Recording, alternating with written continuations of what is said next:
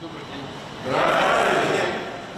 Я хочу вас и, как в таких случаях говорят, в вашем лице поздравить всех металлургов и вообще всех работников большого нашего комплекса горно-металлургического с приближающимся праздником, Днем металлургов. Спасибо большое. Вам всего самого доброго. Предприятие у вас, с одной стороны, уже взрослое, 100 лет исполняется, да? Но, а с другой стороны, молодое, молодеет постоянно. И это очень приятно, потому что, ну, во-первых, вы здесь живете, и с точки зрения экологии чрезвычайно важно, чтобы это обновление люди чувствовали на себе. Вот сейчас показывают только результаты, но эти результаты подтверждаются и соответствующими службами контроля. В разы, именно в разы уменьшается количество вредных выбросов. И повторяю, результат понятно, откуда получается и из чего складывается. Все-таки руководство предприятия, акционеры вкладывают в среднем за последние годы по 90 миллиардов рублей в модернизацию. Это приличные средства. Вот в этом году, как Виктор Алексеевич сказал, чуть будет поменьше, но в целом, а в следующем году опять будет увеличение. Вот из этого и складывается результат. Ну и, конечно, заинтересованность всех работающих, начиная от рабочих, инженеров, ученых и заканчивая самыми квалифицированными специалистами, так сказать,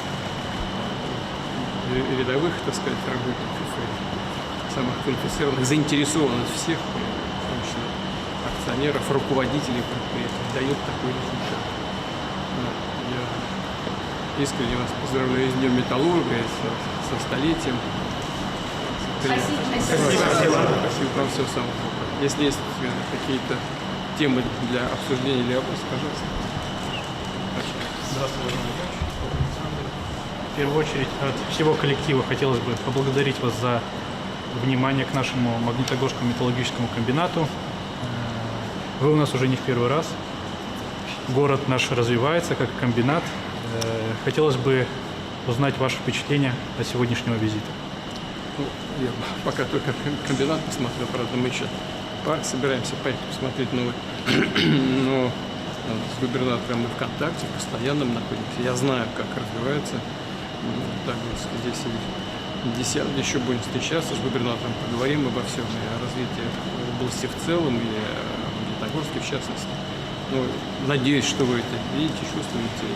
Больницы, детские сады и капитально ремонтируются, новые строятся. До конца этого года будут еще там введены объекты. Сколько там объектов здравоохранения, по-моему, 30, да? Где-то 30 объектов здравоохранения вывели, да, в последнее время? В регионе? Здесь. Здесь, да, только здесь 3 объекта, в регионе уже 300 объектов с учетом капитальных ремонтов. Новая стройка, ФАПы более 100 и с учетом капитальных ремонтов объектов более 300. Конечно, в Магнитогорске сейчас главный объект вот это в сфере здравоохранения, новая больница. Вот, мы в этом году начнем ее строить. Очень важный объект. Вот, так что социалка будет развиваться. Детские сады, школы, объекты здравоохранения, вот, о новой больнице. Ну, конечно, места для проведения досуга должны развиваться. Для молодежи, ну, вот один из этих, да, я сегодня посмотрел. Как он называется? Парк притяжения. Парк притяжения. Да. Все будет. Да, пожалуйста. Симонова Леся. Владимир Петрович, вот мы сейчас разговаривали про развитие города, развитие комбината. Вот. И нам действительно есть чем гордиться и что показать. Вот. Мы одни из первых в стране, кто начал развивать промышленный туризм. У нас на комбинате побывало уже почти 70 тысяч человек. Рядом у нас находятся горнолыжные центры. Это Банная, Абзаково. Туда тоже приезжает большое количество людей. Катался там, да? Да. Наша хоккейная команда «Металлург» тоже не раз завоевывала Кубок Гагарина, и, соответственно, к нам в город также приезжает большое количество болельщиков. Вот. Но аэропорт в Магнитогорске маловат. И ремонт взлетной полосы у нас тоже задерживается уже где-то на 2 года. И нашему городу просто необходим большой современный аэропорт. И хочется, чтобы эта стройка наконец-то закончилась в ближайшее время. И просим вашей поддержки в решении этого вопроса. Я знаю, мы в прошлый раз еще обсуждали эту тему. Вот, и сегодня, когда ехали из аэропорта, с этого начался наш разговор с губернатором. Я знаю об этом, правда, губернатор считает, что полосу уже привели в нормативное состояние. Но у меня возникли сомнения, потому что я почувствовал на себе, что там до норматива еще далековато. Вот. К сожалению, подрядчик предыдущие планы и запланированные мероприятия сорвал. И сейчас идут судебные разбирательства по этому поводу. Там государственные структуры, которые считают, что подрядчик не выполнил своих обязательств, считают, что за ним еще числится 600 миллионов рублей, но на достройку всех необходимых компонентов и полосы, и прилегающей территории должно быть выделено, по-моему, 1 600 000 000 рублей. 2 миллиарда 600. 2 миллиарда. Еще лучше? Да. Деньги у нас в бюджете заложены. Вопрос в организации этой работы. Я этим тоже позанимаюсь. И думаю, что губернатор считает, что это в конце 27-го года. Но мне кажется, в конце терминал. Сама полоса, Сама, точнее, в конце аэродромная. 26-го года должен быть. 26-й год, да. А Ну, терминал 27. Так, во всяком случае, в документах это обозначено. Я этим позанимаюсь и посмотрим. Думаю, что все запланированные мероприятия должны быть выполнены в конце 26-го года. А это, конечно, городу будет помогать. Город перспективный, живой и развивается. Да, пожалуйста. Меня зовут Лубашев Александр. Вопрос. В правительстве часто слышал разговоры о повышении сбора на импортное авто. Понятно, для чего это сделано, прежде всего для защиты внутреннего рынка, для поддержки отечественного автопроизводителя, отечественного производства. Все секреты рассказывают. Это делается для решения экологических проблем. Но на деле, да, мы видим, как стоимость автомобиля растет, что импортного, что отечественного производства, к сожалению, да. И ни для кого не секрет, что для молодого человека, да, покупка автомобиля является все труднее и труднее, дается все труднее и труднее. Приложение какое? Может быть, стоит пересмотреть меры поддержки, которые бы учитывали и интересы автопроизводителей, и интересы государства, и, конечно, конечного покупателя, в частности нас. Конечно, конечно. Мы всегда так и делали, когда инфляция немножко поддавливает, создает проблемы, когда возникают другие вопросы, требующие дополнительного внимания. Тогда всегда возникает идея поддержать автопром, в том числе оказывая поддержку тем, кто покупает машины, будь то промышленные предприятия или общественный транспорт, города закупают, муниципалитеты, области, либо граждане, физические лица. Такие программы всегда имеют место быть, над ними всегда работают. И сейчас правительство тоже думает над реализацией этих программ. И, конечно, будем настраивать систему таким образом, чтобы, и если вы сейчас сказали о частном транспорте, чтобы помочь людям в приобретении и производителям в увеличении выпусков наших, прежде всего, отечественных машин. Значит, так и будет. Так, пожалуйста. Здравия, Владимир Владимирович. Здравствуйте. Для меня большая честь здесь находиться. Мой вопрос звучит в таком виде. Совсем недавно я женился, у меня молодая прекрасная жена. Но, к сожалению, мы откладываем рождение нашего ребенка из-за отсутствия собственного жилья. Мы не попадаем в никакие... Извините, пожалуйста, то, что вы женились, это хорошо. А то, что откладываете рождение ребенка, это ошибка. Так вот, у меня есть небольшое предложение. Мы не подходим, к сожалению, ни под какие льготные программы. Почему это? Если ребенок появится, сразу будет. Да, ну, мы как бы хотели, чтобы ребенок уже Подожди, появился. на первого ребенка уже положены определенные меры поддержки. Не знаю.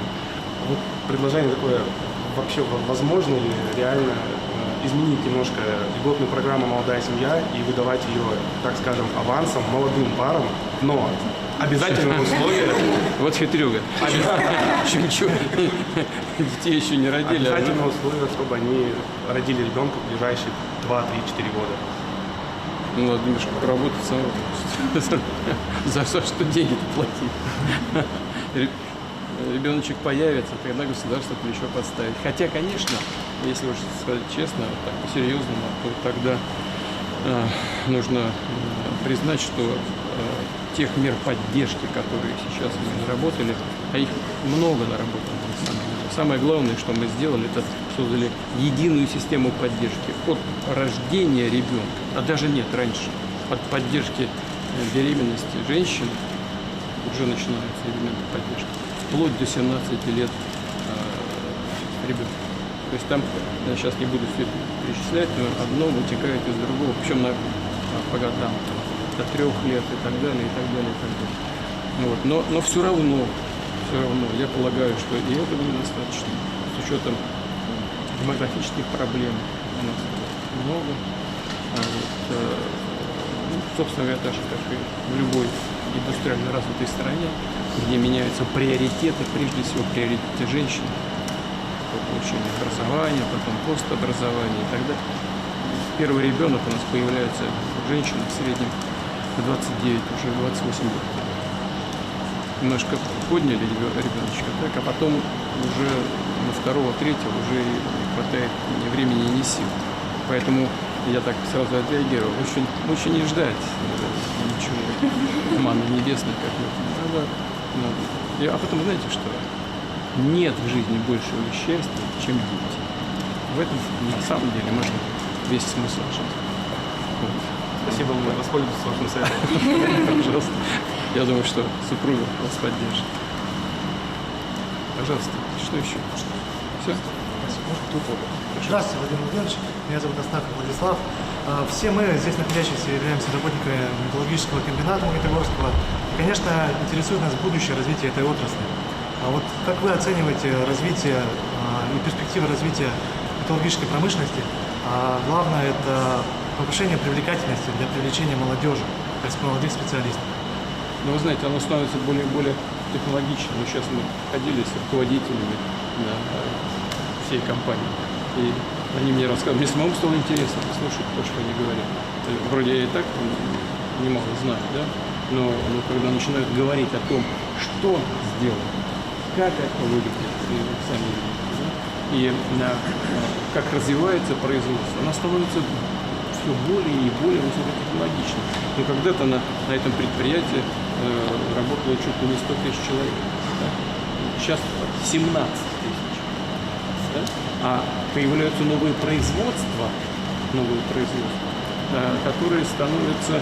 которые требуют уже нового уровня и нового класса специалистов. А это и уровень заработной платы. Потому что чем более высококвалифицированный специалист приходит на производство, а другой здесь работать не может, тем выше заработная плата. Это как звенья такой одной цепи. И эта цепь становится все крепче и крепче. Поэтому и для молодых людей, я думаю, что будет все интереснее и интереснее. Спасибо. Вон, машиностроительное предприятие какое-то. Современное производство. Разве не интересно? Конечно. Можно еще вопрос? Да, пожалуйста. Меня зовут Макеев Денис. У меня более такая спортивная тематика. Я увлекаюсь спортивным самбо. Грубо говоря, отработал смену, в зал пошел, и многие коллеги тоже увлекаются. Меня хотелось поинтересоваться, как вы думаете, все-таки спортивное самбо попадет на свой олимпийский вид спорта? Ну, вы знаете, здесь у нас с Олимпийским комитетом еще много проблем, кроме той, о которой вы сказали. Но в целом это один из немногих видов спорта, абсолютно национальный вид спорта, он родился в Советском Союзе, как вы наверняка знаете, для других коллег могу сказать, как сплав различных видов единоборств народов СССР. И это наше изобретение. Самбо, немного таких видов спорта, которые вышли на международную арену. Художественная гимнастика тоже родилась в России, ну, в Советском Союзе. Самбо у нас еще там пару видов спорта. И это рассматривалось в свое время. Этот вопрос о том, чтобы самбо сделать олимпийским. В целом за это есть смысл, мне кажется, бороться. И тем более, что очень хорошие показатели, результаты хорошие. Очень много чемпионов мира. Уверен, что если этот вид спорта станет олимпийским, то будут хорошие реальные результаты и достижения. Мы сейчас развиваем самбо в школах. Практически по всей стране так движение. Это очень демократичный вид спорта. Кроме того, что он очень интересный, зрелищный. Он привлекает болельщиков большое количество. Он еще очень демократичный, потому что недорогой. Это же не хоккей, форму купить, коньки купить, за лед заплатить, в общем, там, или теннис, там, одна ракета. Вот. Сам был очень демократичный. Достаточно еще борцов. Поэтому хотелось бы, чтобы когда-нибудь и самбисты выступали на Олимпийских играх. Постепенно сейчас вот у нас вроде постепенно восстанавливаются отношения с Олимпийским комитетом. Но потом, конечно, этот вопрос Уважаемые коллеги, благодарим сегодняшнюю встречу. Здравствуйте. Меня зовут Владислав Щукин. Наверное, вы в курсе, что не так давно, некоторое время назад, в нашем городе появился замечательный парк притяжения. Сейчас поедем. Ну вот. И я думаю, что это, наверное, самый большой парк в России. Ну, будет, по крайней мере. Вот. Мы будем считать, что самый большой. Да, мы будем считать так. И это место так полюбилось нашим маленьким жителям города, потому что там проходят различные праздники, мероприятия, главные события нашего города. И, конечно же, очень много развлечений. Скажите, а какие развлечения запомнились из вашего детства? Вот развлечение мое. Борьба самбо. Самбо. А потом вся наша группа перешла в борьбу дзюдо. Вот два моих самых таких серьезных увлечения и развлечений. Спорт. Ну, серьезное увлечение. Да. Так что, а вы каким спортом занимаетесь? Волейбол. Отлично. Сейчас волейбол действительно стал, ну, не знаю, правила там когда-то изменили, или что он стал таким атлетическим видом спорта. И девочки играют так красиво, и мужчины здорово. Просто очень красивый спорт. Так что поздравляю, хорошего года. Спасибо.